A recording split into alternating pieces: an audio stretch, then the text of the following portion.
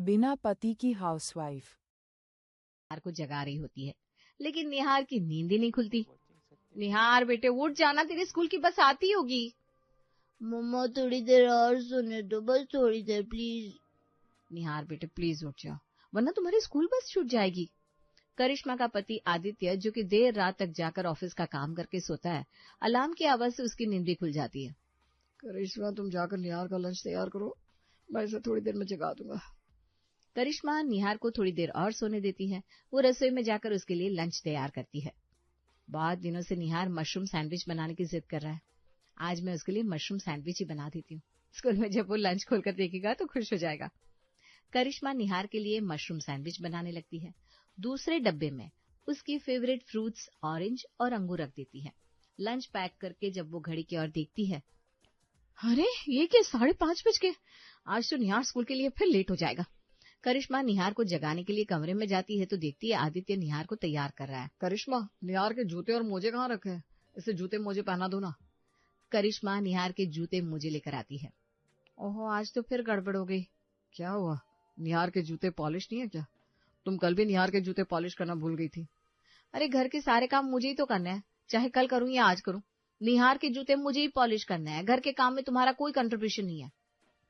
करिश्मा निहार के जूते पॉलिश करती है और फिर उसे जूते मोजे पहनाती है। हड़बड़ी में वो उल्टे पैरों में मोजे पहना देती है। मम्मा मेरे पैरों में कुछ चुभ रहा है, इसे ठीक कर दो ना। लगता है तुमने निहार के उल्टे पैरों में मोजे पहना दिया है। करिश्मा निहार के मोजे बदलती है और ये सब करते करते घड़ी में 6 बज जाते हैं। निहार की स्कूल बस आकर चली जाती है। जिसका डर था वही हुआ, निहार की स्कूल बस छूट गई। सुबह कितनी भी जल्दी करो देर हो ही जाती है। तुम चिंता मत करो, मैं निहार को स्कूल छोड़ दूंगा। आदित्य अपनी गाड़ी से निहार को स्कूल छोड़ता है। घर वापस आकर वो ऑफिस के लिए तैयार होने लगता है। करिश्मा किचन में आदित्य के लिए नाश्ता बना रही थी, तभी घर की डोरबेल बजती। ओफो, ये सुबह सुबह कौन आ गया? सुबह मेरे पास 2 मिनट की फुर्सत नहीं होती। तभी दरवाजे पर खड़ा दूध वाला आवाज लगाता है। भाभी जी मैं हूँ दूध वाला। भैया दूध की बोतल दरवाजे पर रख दो, मैं बाद में उठा लूंगी। भाभी जी आज दूध पतीले में लाया हूँ, अब जल्दी से दूध ले लो, मुझे पतीला वापस लेकर जाना है। आदित्य नहाकर पूजा कर रहा होता है। करिश्मा तुम नाश्ता बनाओ, मैं दूध ले लेता हूँ। आदित्य रसोई से पतीला लेकर आता है और दूध लेता है। वो दूध गर्म करने के लिए चूल्हे पर रख देता है। नाश्ता बन चुका था। पति पत्नी जैसे ही नाश्ता करने बैठते हैं, एक बार फिर से घर की घंटी बजती है। इस घर में ना चैन से नाश्ता भी नहीं कर सकती। मेरी जिंदगी तो रोबोट की तरह हो गई है। 1 मिनट में किचन में तो दूसरे मिनट में दरवाजे पर। तुम नाश्ता करो, मैं देखता हूँ कौन है। आदित्य दरवाजा खोलता है तो बाहर प्रेस वाला कपड़े लेकर खड़ा था। भैया जी कल शाम को भाभी जी ने प्रेस के लिए कपड़े दिए थे, वही देने आया हूँ। आदित्य प्रेस वाले से कपड़े लेकर सोफे पर रख देता है और नाश्ता करने लगता है। इतनी देर में किचन से कुछ जलने की बदबू आती है। करिश्मा लगता है दूध निकल गया। करिश्मा दौड़कर किचन में जाती है तो दूध उबलकर पतीले से बाहर आ चुका था और फर्श पर फैल रहा था। मेरी जिंदगी में ना चैन से नाश्ता करना भी नहीं लिखा। 1 मिनट के लिए भी किसी काम से अपनी पलकें नहीं हटा सकती। तुम्हें क्या, तुम्हें पता भी नहीं है कि घर में कितना काम होता है। करिश्मा सुबह सुबह क्यों अपना मूड खराब कर रही हो, जरा सा दूध ही तो निकला है। तुम्हें घर का काम करना पड़े ना तो पता चले। तुम तो तैयार होकर सुबह 9 बजे ऑफिस निकल जाती हो। सारा दिन मैं घर में काम कर करके परेशान हो जाती हूँ। घर में 1 मिनट भी आराम से नहीं बैठ सकती। अब मैं पहले नाश्ता करूं या फर्श पर गिरा दूध साफ करूं?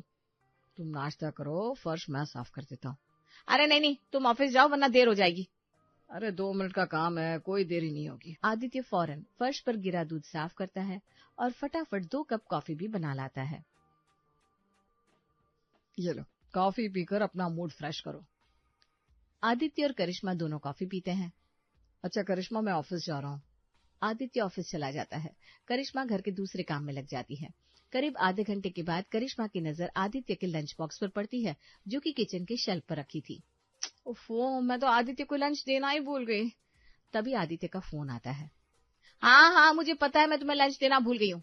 मेरे पास एक काम हो तो दिमाग सही जगह पर है, सुबह 10 काम होता है। अरे करिश्मा तुम गुस्सा क्यों हो रही हो?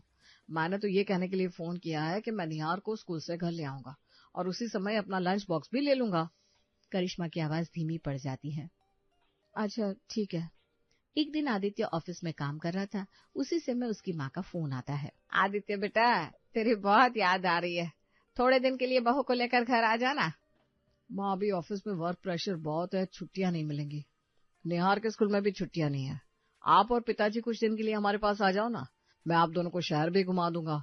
ऐसा करता हूँ, मैं आप दोनों की कल की टिकटें ही बुक करा देता हूँ। ठीक है बेटा, मैंने तेरे लिए चने के लड्डू बनाए हैं, तुझे पसंद है ना? हाँ माँ, कितने दिन हो गए तुम्हारे हाथ के बने चने के लड्डू नहीं खाए।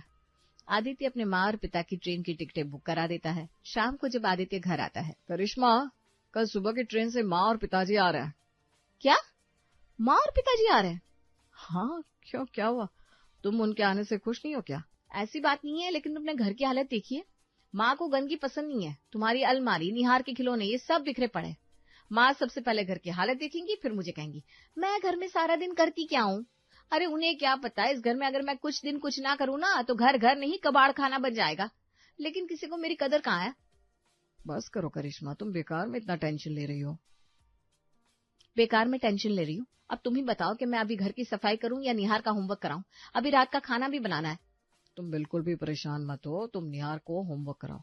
घर की सफाई मैं कर दूंगा और खाना हम बाहर से मंगा लेंगे। तुम इस घर को संवार लोगे?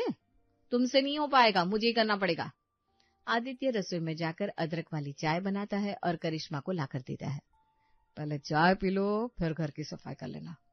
करिश्मा चाय पीने लगती है और साथ में निहार का होमवर्क कराती है। इसी बीच आदित्य फटाफट घर की सफाई कर देता है और खाना बाहर से ऑर्डर कर देता है। चाय पीने के बाद जब करिश्मा घर में जाती है तो कमरे को साफ सुथरा देखकर हैरान रह जाती है। घर किसने साफ किया? बंदा हाजिर है मैडम। मैंने सफाई भी कर दी और खाना भी ऑर्डर कर दिया है। आपने ये सब इतनी जल्दी कैसे कर लिया?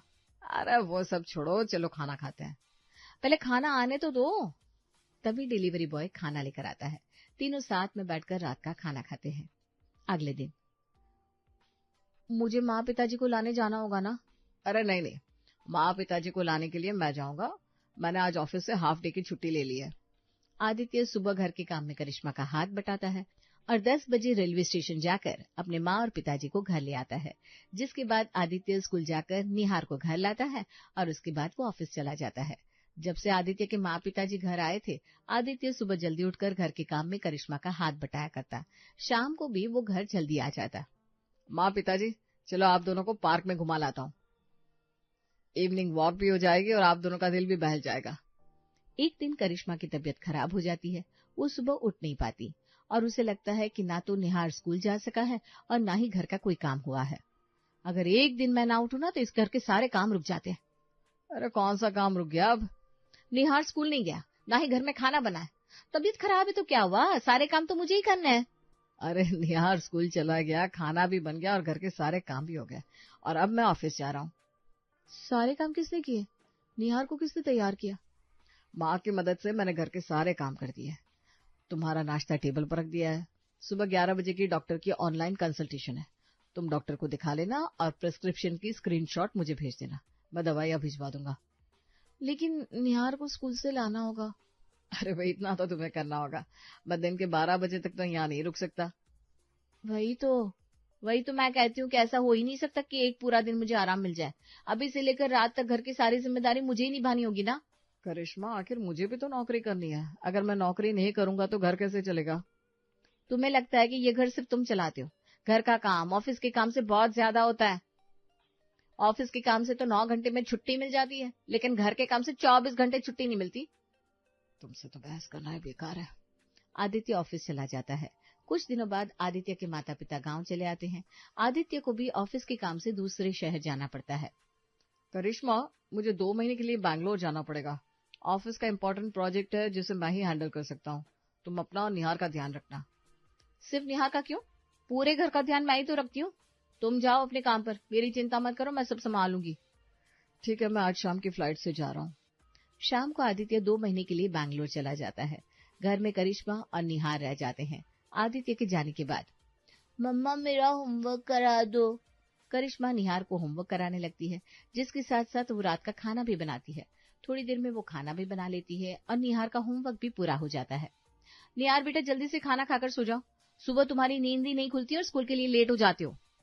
करिश्मा ने खाने में दाल चावल बनाया था।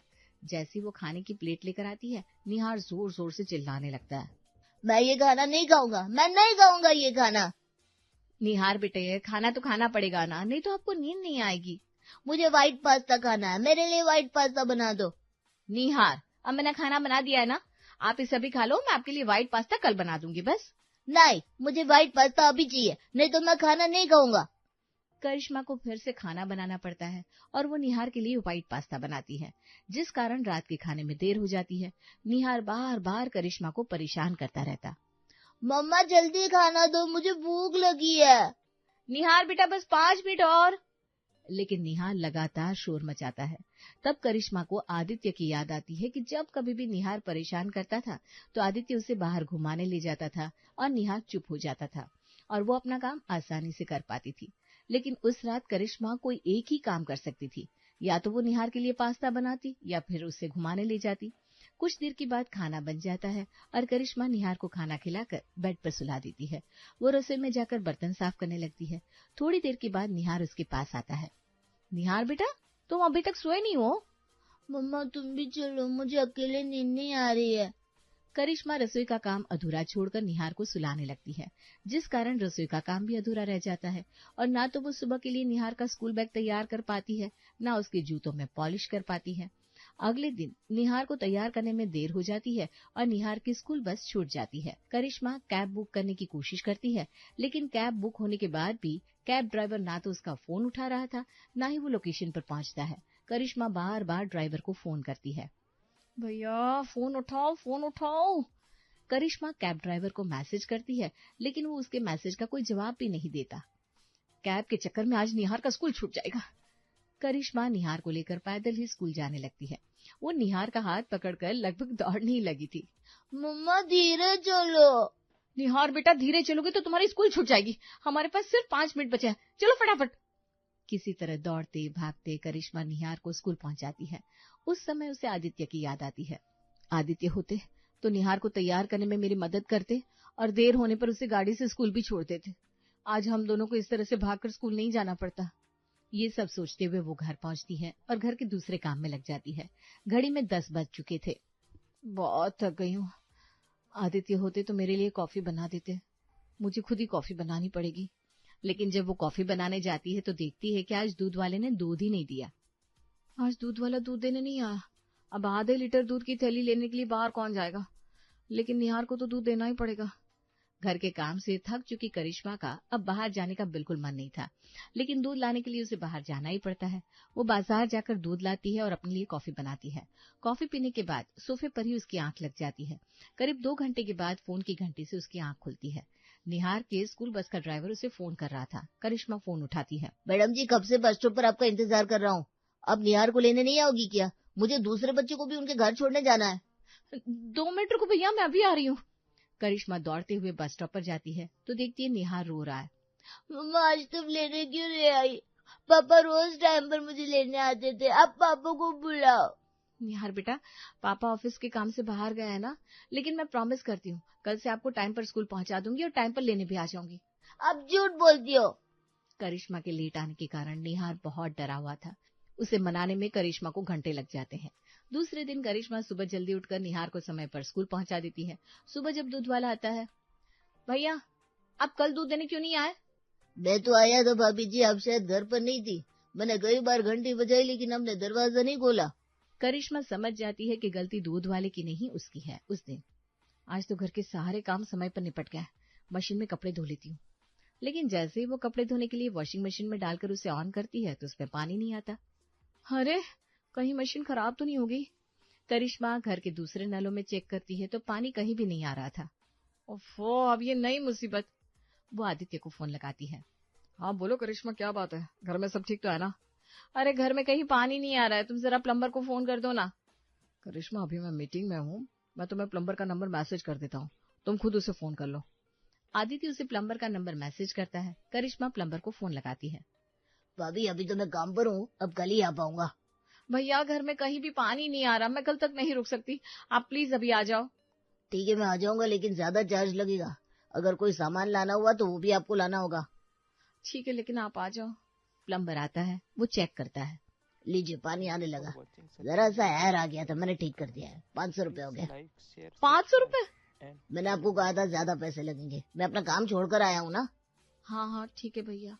करिश्मा उसे 500 रुपए दे देती है, लेकिन मन ही मन सोचती है ऐसे छोटे मोटे काम तो आदित्य कर देते थे, ना प्लम्बर को बुलाने की जरूरत पड़ती थी, ना 500 रुपए खर्च करने पड़ते। इसी तरह अब घर के हर छोटे बड़े काम में करिश्मा को आदित्य की कमी बहुत खलने लगती है। महीने के अंत में धीरे धीरे सारा राशन खत्म होने लगता है। पहले करिश्मा और आदित्य दोनों निहार को लेकर मॉल जाते थे और वहीं से सारा राशन खरीदते थे, लेकिन अब आदित्य घर पर नहीं था, इसलिए करिश्मा को निहार के साथ मॉल जाना पड़ता है। मॉल में करिश्मा एक एक करके जरूरत की चीजें कार्ट में रखती जाती है और इसी बीच उसे ध्यान नहीं रहता, न जाने कब निहार का हाथ उसके हाथ से छूट गया। करिश्मा निहार को ढूंढने लगती है। निहार बेटा, निहार। निहार कहाँ चला गया? मॉल बहुत बड़ा होता है, वो निहार को ढूंढ नहीं पाती। उसे आदित्य की बहुत याद आती है। जब दोनों राशन लेने आते थे तब आदित्य निहार का ध्यान रखता था और करिश्मा बेफिक्र होकर जरूरत के सामान खरीदती थी। निहार के खो जाने पर वो मॉल के मैनेजर से उसे ढूंढने के लिए कहती है। डोंट वरी मैडम, हम आपके बेटे को अभी ढूंढ लेंगे। मैनेजर अपने सारे कर्मचारियों को निहार को ढूंढने में लगा देता है। निहार मॉल के बाथरूम में रोता हुआ मिलता है। मम्मा, मम्मा। करिश्मा दौड़कर निहार को गले से लगा लेती है। मम्मा तुम कहाँ चली गई थी? मैं कब से तुम्हें ढूंढ रहा हूँ। निहार बेटा, मैं कहीं नहीं गई थी, मैं तुम्हारे पास ही हूँ, चलो घर चलते हैं। करिश्मा का मूड बहुत ऑफ हो जाता है। वो पूरा राशन भी नहीं ले पाती और निहार को लेकर घर आ जाती है। वो इमोशनल हो जाती है और आदित्य को फोन लगाती है। हेलो आदित्य, तुम घर कब आओगे? क्या बात है करिश्मा, तुम टेंशन में लग रही हो? कोई बात है क्या? किसी ने तुम्हें कुछ कहा क्या? किसी ने कुछ नहीं कहा, लेकिन तुम्हारे बिना कुछ भी ठीक नहीं है। तुम जल्दी घर आ जाओ। करिश्मा बस 1 महीना और, मैं अगले महीने घर आ जाऊंगा। निहार भी आदित्य से फोन पर बात करता है। पापा आई मिस यू, अब जल्दी घर आ जाओ। निहार बेटा बस कुछ दिन और, मैं जल्दी आ जाऊंगा और फिर आपके लिए ढेर सारे टॉयज भी लाऊंगा। आदित्य के बिना एक एक पल करिश्मा पर भारी पड़ रहा होता है। वो किसी तरह 1 महीना और गुजारती है। अगले महीने आदित्य घर आ जाता है, तब जाकर उसकी जान में जान आती है।